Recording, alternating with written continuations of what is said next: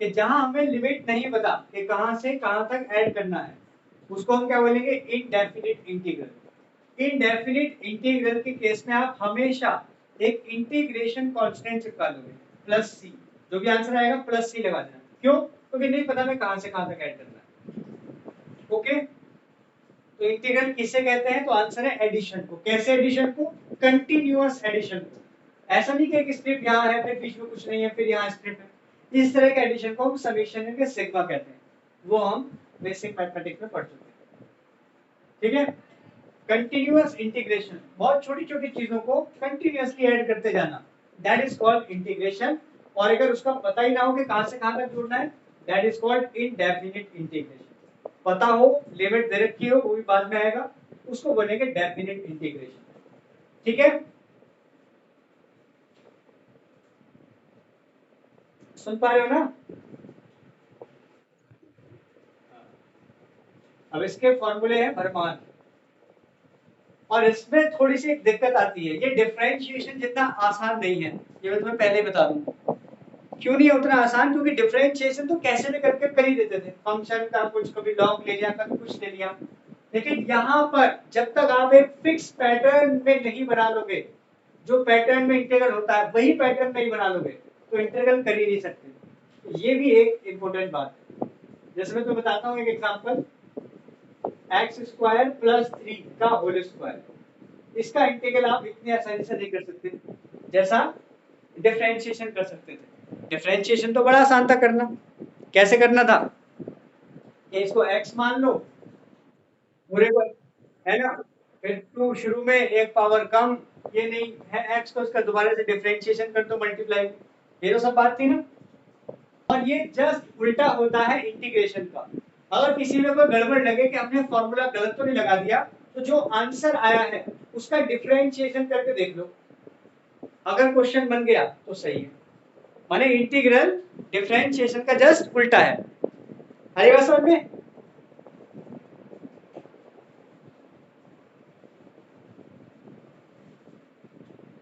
भाई सुन पा रहे हो भाई?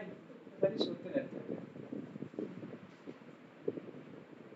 जैसे अगर दे रखा है y बराबर x की पावर n, और बोला इसका इंटीग्रल करो x के रिस्पेक्ट में, तो उसको लिखने का तरीका ये है, x की पावर n इंटू dx का इंटीग्रल।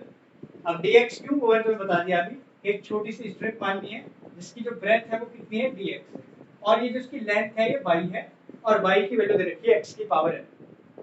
तो इसका जो इंटीग्रल का फॉर्मूला है वो होता है प्लस, शायद तुम पढ़ते भी आ रहे हो बचपन से, 11 से, x की power n plus one upon n plus one.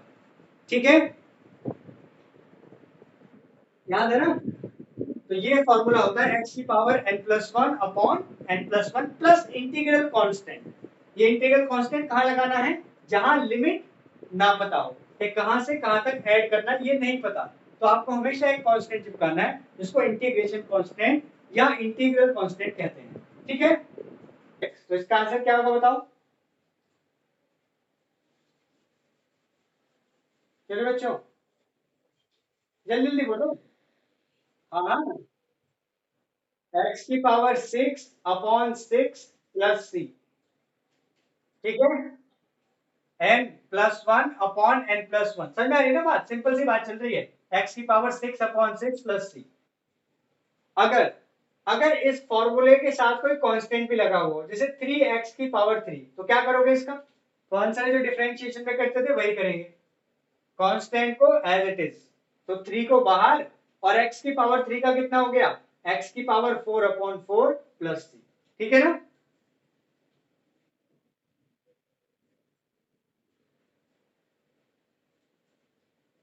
इसको तो मिटा दूं। तो ये है सबसे बेसिक फॉर्मूला इंटीग्रेशन का, जो तुमने पढ़ा भी है 11th से, फिजिक्स में यूज हुआ है क्योंकि।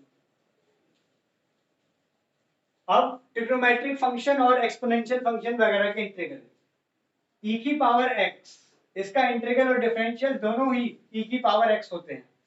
e की पावर x इनके एक्सपोनेंशियल जो फंक्शन है उसका डिफरेंशिएशन भी तुमने देखा था, e की पावर x है, और जो उसका इंटीग्रेशन है वो भी e की पावर x ही होता है। ठीक है,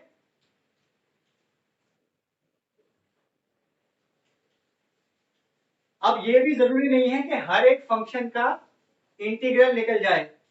डिफरेंशिएशन तो देखो लगभग लगभग हम हर एक फंक्शन का निकाल ही लेते थे, तो कुछ फंक्शन ऐसे भी होंगे जिनका हम इंटीग्रल निकाल नहीं पाएंगे, ये भी थोड़ा सा ध्यान रखना है। ठीक है।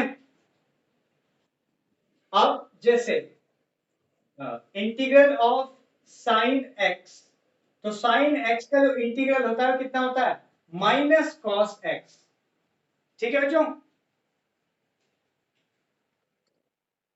साइन एक्स का डिफरेंशिएशन क्या था, कॉस एक्स, इंटीग्रल जो होता है माइनस कॉस एक्स। मैंने तरीका बता दिया है कि जो आंसर आया है उसका डिफरेंशिएशन करके देखो, क्वेश्चन मिल जाना चाहिए। तो माइनस तो ठीक है, कॉस एक्स का डिफरेंशिएशन क्या होता है, माइनस साइन एक्स। तो माइनस माइनस क्या हो गया, प्लस साइन एक्स, आ गया आंसर। ऐसे ही इंटीग्रल ऑफ कॉस एक्स, ये क्या होगा बताओ, प्लस साइन एक्स। ठीक है, आंसर चेक करने का तरीका वही है, इसका डिफरेंशिएशन करो, क्वेश्चन आ जाना चाहिए। तो साइन एक्स का डिफरेंशिएशन क्या होता है, plus cos x. Okay,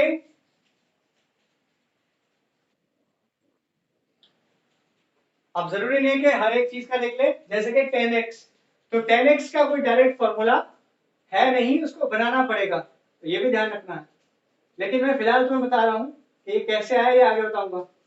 ten x का जो इंटीग्रल होता है वो क्या होता है, वो होता है लॉग सेक एक्स। याद रखना इस बात को, क्या होता है, लॉग सेक एक्स। ठीक है, और तरीका मैंने तुम्हें बता दिया चेक करने का, कि जो log sec x है इसका डिफरेंशिएशन करो, आंसर जो है वो 10x आ जाना चाहिए। तो करते हैं चलो, log x का क्या होता है, 1 अपॉन x, बट ये x नहीं था, दोबारा से डिफरेंशिएशन करेंगे। तो sec x का डिफरेंशिएशन क्या होता है, sec x 10x, sec x से sec x कैंसिल, और आंसर देखो आ गया 10x। क्लियर बच्चों,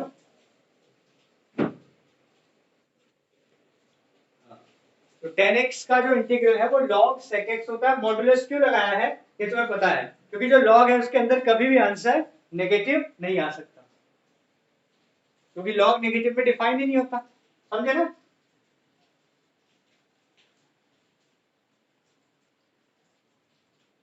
ऐसे ही cot x का जो इंटीग्रल होगा वो होगा log sin x प्लस सी। प्लस सी हर एक में लगाना है जब तक लिमिट ना हो। तो फिर से देखो, इसका डिफरेंशिएशन करके तुम देख सकते हो, और आंसर तुम्हें मिल जाएगा cot x log sin x, 1 upon sin x, sin x का cos x upon sin x, that is cot x। ठीक है,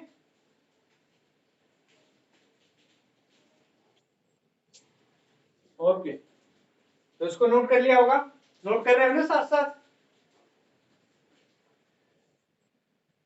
ठीक है, तो ये था cot x। cot के बाद कौन आता है, sec, है ना, sec x। तो जो sec x का इंटीग्रल होता है वो भी थोड़ा अजीब होता है, देखो ये होता है log sec x plus 10x। क्या होता है, log sec x plus 10x। ये कहां से आए हैं पता लग जाएगा, सब सबके हम ड्राइव करेंगे इनको। sec x का जो इंटीग्रल है log sec x plus 10x। फिर से वही बात है कि इसका डिफरेंशिएशन करके देखो तो आंसर ये आना चाहिए, तो करके देखते हैं। log x का क्या होता है तुम्हें पता है, sec 1 अपॉन x, लेकिन ये x नहीं था तो उसका दोबारा से sec x का तुम जानते हो sec x 10x, और 10x का भी तुम जानते हो sec स्क्वायर x, है ना, प्लस c का 0 हो जाएगा। अब यहां से देखो ऊपर से sec x कॉमन लोगे तो क्या बचेगा, 10x प्लस sec x, और 10x प्लस sec x से 10x plus sec x cancel, answer आ गया sec x। आ रही बात समझ में,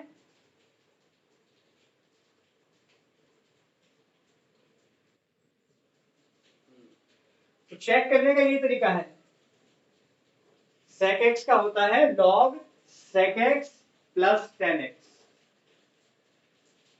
ऐसे ही cosec x बचा है, तो उसका भी आप गैस कर सकते हो इसी की तर्ज पे, उसका होता है log cosec x minus cot x। Differentiation करके चेक कर सकते हो, सेम आंसर आ जाएगा। log cosec x minus cot x। ठीक है, कुछ चीजों को आप ऐसे याद रखोगे कि किन के डिफरेंशिएशन थे, तो इसका इंटीग्रल वही होगा। जैसे यहां पर देखो cos x किसका डिफरेंशिएशन था, तो आंसर है sin x का, तो cos x का इंटीग्रल हो गया sin x। ऐसे ही मैंने एक लिखा है, देखो यहां पर sec स्क्वायर x, क्या बता सकते हो इसका आंसर क्या आएगा?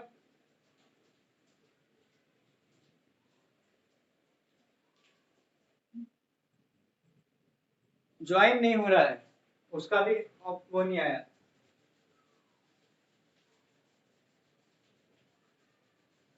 उससे बोल दो परेशान ना हो, रिकॉर्ड वाला लेक्चर देख लेगी वीडियो, इसका मैं रिकॉर्ड कर रहा हूँ, क्योंकि आज नेटवर्क की थोड़ी प्रॉब्लम है कुछ जगह। ठीक है,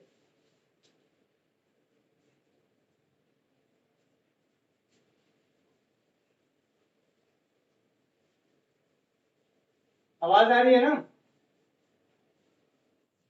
तो बताओ इसका आंसर, बताओ इसका फिर यस सर क्या, sec स्क्वायर x। हाँ, आवाज तो आ रही है ना?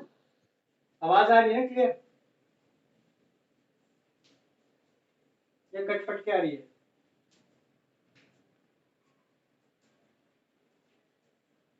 बोलो। ठीक, तो आंसर बताओ इसका, sec स्क्वायर x का। नहीं बता सकते? tan x, इसका आंसर क्या हो गया, tan x। अभी तो मैंने बोला कि ऐसे सोचो कि ये किसका डिफरेंशिएशन था, तो sec स्क्वायर x किसका डिफरेंशिएशन होता है, tan x का। Is that clear? हाँ, तो इसका डिफरेंशिएशन करके देख लो, ये आंसर आ जाएगा, tan x का sec स्क्वायर x। ऐसे सोचना है इंटीग्रल में। ऐसे ही बताओ cosec स्क्वायर x, इसका क्या आंसर होगा? मतलब याद ही नहीं लग रहा मुझे, डिफरेंशिएशन के भी फॉर्मूले याद नहीं है, तो फिर तो भैया बहुत दिक्कत होने वाली है, डबल मेहनत शुरू कर दो फिर तो। इसका आंसर होने वाला है माइनस कॉट एक्स। माइनस क्यों? क्योंकि कॉट एक्स का जो डिफरेंशिएशन है क्या होता है, माइनस कॉसेक स्क्वायर एक्स। एक माइनस ये रहा तो क्या हो जाएगा, प्लस कॉसेक स्क्वायर एक्स। ठीक है, तो समझ आ रही बात? हाँ, अगला है sec x into ten x, इसका इंटीग्रल क्या होगा, आंसर है sec x। क्यों होगा sec x? क्योंकि sec x tan x किसका डिफरेंशिएशन है, sec x का। ऐसे ही cosec x into cot x, इसका आंसर क्या होगा, माइनस cosec x। समझे? क्योंकि फिर से वही बात है कि cosec x का अगर डिफरेंशिएशन करोगे तो क्या आंसर आएगा, minus cosec x cot x, और माइनस माइनस प्लस। ठीक है,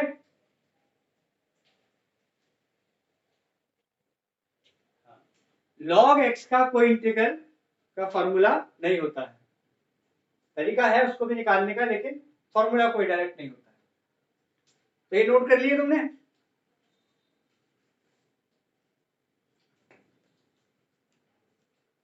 तो नोट कर लिया भाई? इंटीग्रल में भी ये प्रोसेस लागू है कि अगर इस तरह से a plus sine x plus cos x plus ten x ऐसे लिखा हुआ, तो सबके अलग अलग इंटीग्रल कर सकते हो, a का अलग प्लस b का अलग। समझ रहे हो ना बात? चलो बच्चों,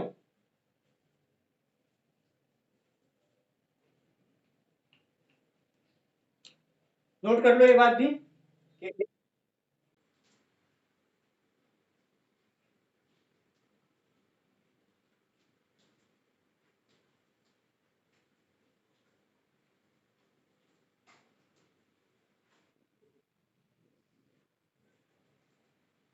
हाँ, वैसे तो इसमें जरूरत पड़ेगी नहीं, लेकिन मैं तुम्हें बता दूं कि वन अपॉन एक्स का इंटीग्रल क्या होगा। तो तुम कैसे सोचोगे कि वन अपॉन एक्स किसका डिफरेंशिएशन होता था, बताओ किसका होता था वन अपॉन एक्स? किसका डिफरेंस? हाँ किसका? यस, तो इसका आंसर क्या हो गया? Log x.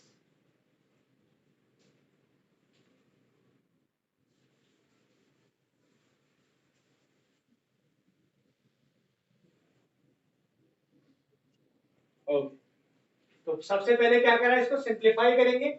ए प्लस बी का होल स्क्वायर लगा के, A square that is X, B square that is 1 upon X, 2ab यानी कि 2 under root X into 1 upon cut जाएगा। अब सबका अलग अलग, एक्स का X square upon 2, 1 upon X का लॉग एक्स, और 2 का 2x, कोई भी कांस्टेंट होता है उसके साथ ये x हो y हो चिपक जाएगा।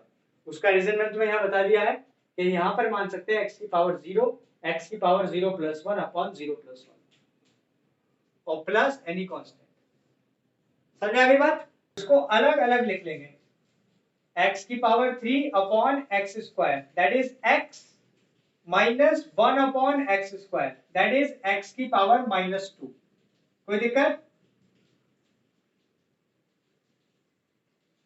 समझ में आई बात या नहीं?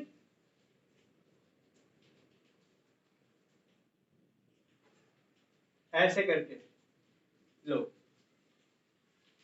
ये मैंने लिख दिया, x की power 3 upon x square which is x minus 1 upon x square which is x to the power minus 2। अब इनका अलग अलग इंटीग्रल कर सकते हो, तो x की पावर 1 का कितना हो गया, x की power 1 plus 1 upon 1 plus 1। x की पावर माइनस 2 का कितना हुआ, x की power minus 2 plus 1 upon minus 2 plus 1, minus minus plus हो गया। ठीक है, ठीक है कुछ भी नहीं इसमें। x की पावर n, तो x की पावर n का तो पता है क्या होता है, x की power n plus 1 upon n plus 1, और 1 का मैंने तो बता दिया x प्लस कांस्टेंट, तो ये हो गया 5/3, ऊपर आके हो जाएगा 3/5, x की power 5/3 plus x plus c। ठीक है,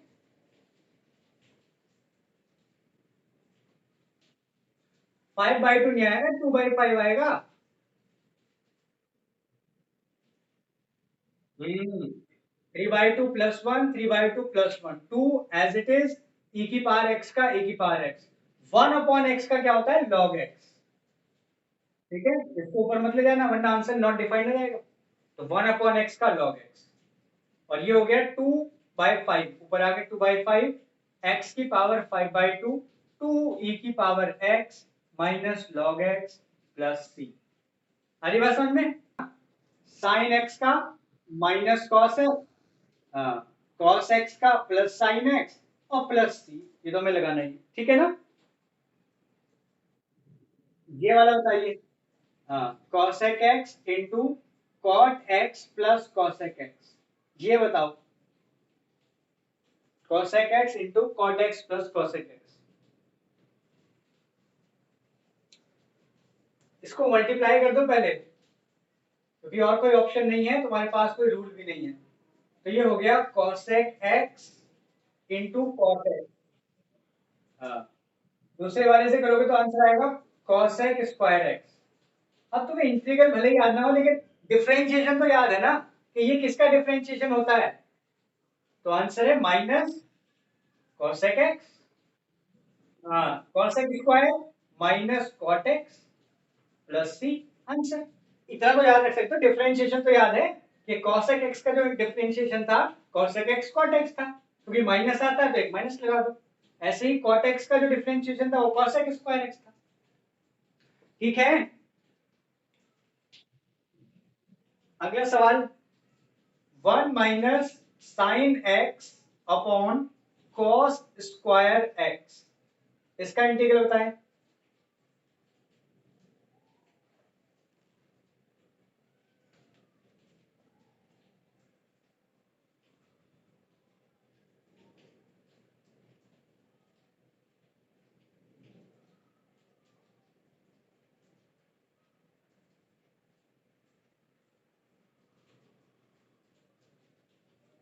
अच्छा, dx कहाँ गए तो नहीं सोचते तो कुछ लोग, कि जब हम इंटीग्रल करते हैं dx कहाँ चला गया।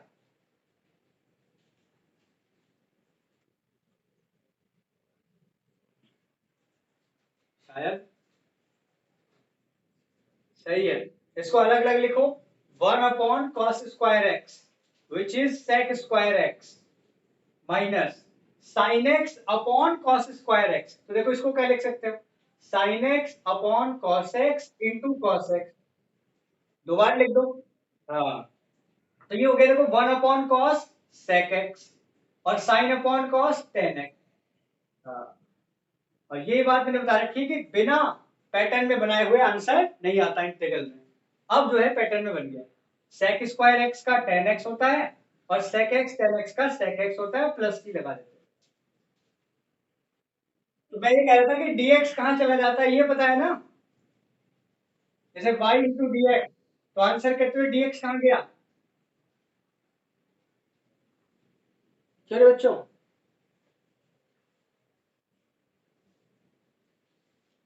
तो ये मैंने तुम्हें शायद बता भी रखी होगी बात, लेकिन कोई बात नहीं, दोबारा सुन लो, कभी पहले बताई होगी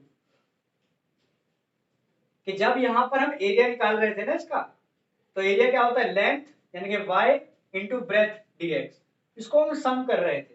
तो ये एरिया का आंसर ही, अरे बात समझ में, यानी कि लेंथ इंटू ब्रेथ, इसका मल्टीप्लीकेशन करके और ऐड करके इसी का आंसर है ये। आई बात समझ में।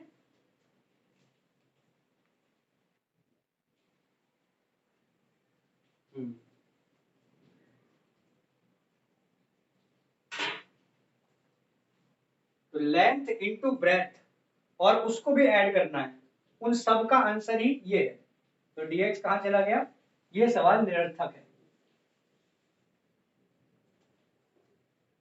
अगला सवाल, अच्छा, कुछ लोग इंटीग्रेशन को एंटी डेरिवेटिव भी कहते हैं, तो कहीं पूछ ले कि फाइंड द एंटी डेरिवेटिव, तो उससे घबराना नहीं है, इंटीग्रेशन पूछा गया है। डेरिवेटिव मतलब डिफरेंशिएशन, एंटी मतलब उल्टा, उल्टा मतलब तुम जानते हो इंटीग्रेशन, ठीक है। हाँ।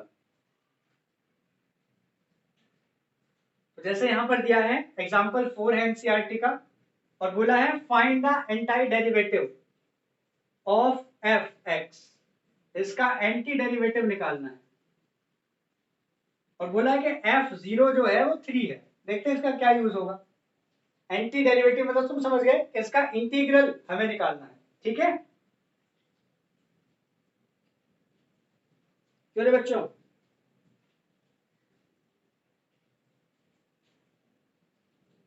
बोलो।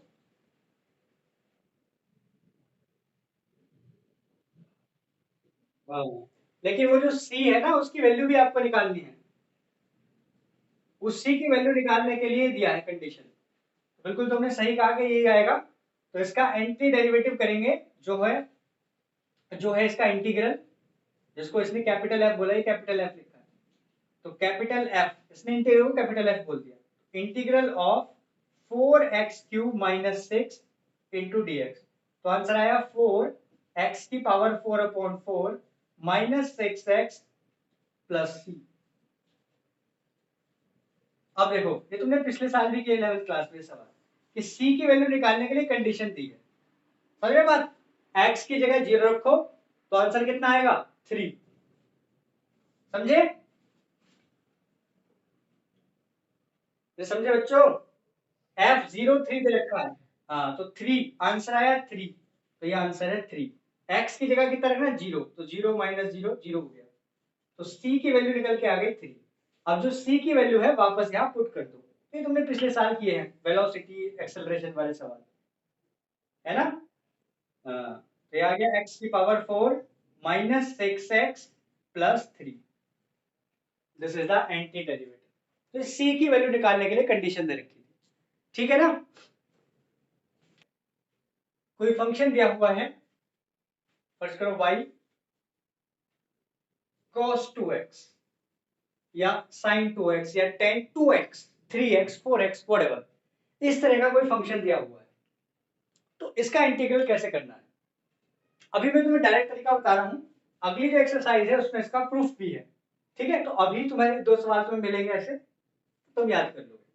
इंटीग्रल हो गया cos 2x dx, तो cos x, इसको x पढ़ो, और cos x का क्या होता है इंटीग्रल, तो तुम्हें याद है आंसर sin x, माइनस नहीं, cos x का क्या होता है sin x प्लस c।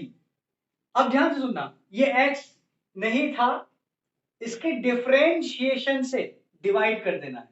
क्या कर देना है, डिफरेंशिएशन से डिवाइड, तो 2x का डिफरेंशिएशन हो गया 2, तो 2 से डिवाइड कर दो, ठीक है। हाँ, लेकिन ये हर जगह नहीं होगा वैलिड, x की कोई पावर नहीं होनी चाहिए, एक्स स्क्वायर नहीं होना चाहिए, एक्स क्यूब नहीं होना चाहिए, सिंपल x होगा, तब आप ये प्रोसेस लगा सकते हो, सिंपल x। फॉर एग्जाम्पल एक और सवाल है, 5x प्लस 3 का होल स्क्वायर, तो यहां भी आप x की power n plus one upon n plus one लगा सकते हो। क्यों लगा सकते हो, क्योंकि यहाँ x की पावर सिंगल है, देख रहे हो ना, x है सर, आई बात समझ में। हाँ, तो यहां पर हम लगा सकते हैं 5x प्लस 3, इसको x पढ़ सकते हैं की पावर 3 अपॉन 3, लेकिन ये जो ब्रैकेट में था इसके डिफरेंशिएशन से डिवाइड, तो आंसर कितना है 5। सिंगल टर्म में अगर डिफरेंशिएशन आ रहा है तब आप ये काम कर सकते हो, यहां 5x स्क्वायर होता तब नहीं लगेगा ये, ठीक है। अरे समझ आई बात भाई बच्चों, तो ये भी बात आप ध्यान रखेंगे। हाँ, ये ध्यान, लेकिन ध्यान से इसको करना, हर एक जगह वैलिड नहीं है, मैंने बता दिया कहाँ वैलिड है और क्यों वैलिड है, वो अगली एक्सरसाइज में पता लग जाएगा। यहां पर x की सिंगल पावर होनी चाहिए, ये ध्यान रखना, यानी कि उसका जो डिफरेंशिएशन है वो एक कांस्टेंट आना चाहिए, तो उससे आप डिवाइड कर देंगे, ओके।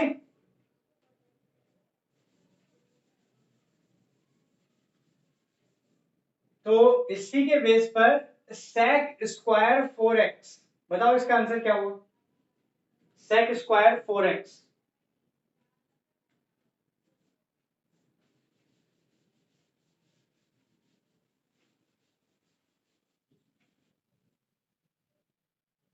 प्लस सी, करेक्ट।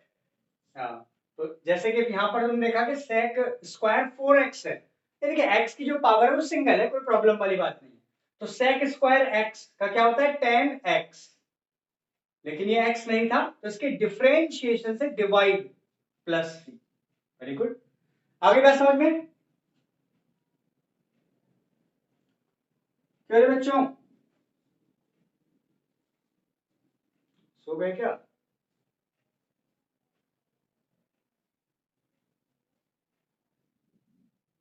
ठीक है, इसका आंसर बताइए।